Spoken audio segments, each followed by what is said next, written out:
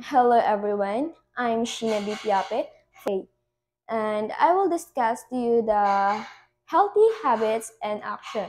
I will discuss to you at least 3 benefit exercise. First is the physical health.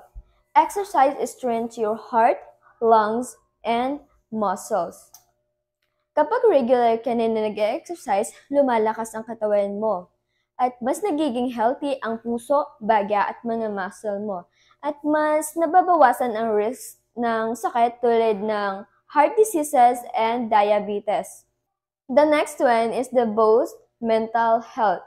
Exercise release endorphins, which help you feel happier and less stressed. Naglalabas ang katawan ng happy hormones pag nag-exercise ka. Kaya mas gumaganda ang mood mo at nababawasan ng stress at anxiety mo. Parang simpleng pampasaya lang. The third one is increase energy and stamina.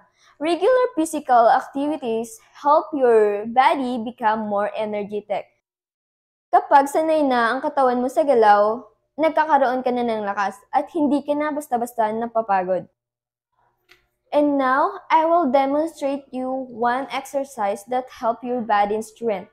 And it is a jumping jacks. Tumayo ng tuwid, magkadikit ang paa, at ang kamay ay nasa tagiliran.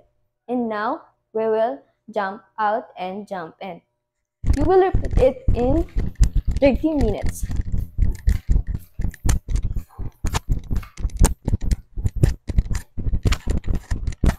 And the next is the importance of health and how exercise contributes to overall well-being. Ang kalusugan ay isa sa pinakamahalagang aspeto ng ating buhay dahil ito ay basihan para maging maayos ang ating pamumuhay at maging masaya. Paano nakakatulong ang exercise sa overall well-being? First is physical health. Regular exercise strengthens our heart, lungs, muscle, and body. The next one is mental health. Naglalabas ng endorphins ang ating katawan na tinatawag din itong happy hormones. Kumbaga, nagbabawas ng anxiety and depression. The next one is energy and productivity. Mas nagiging energetic ka, kaya mas napapadali mo ang mga gawain mo sa bahay, work, at sa eskwelahan. Next is better sleep.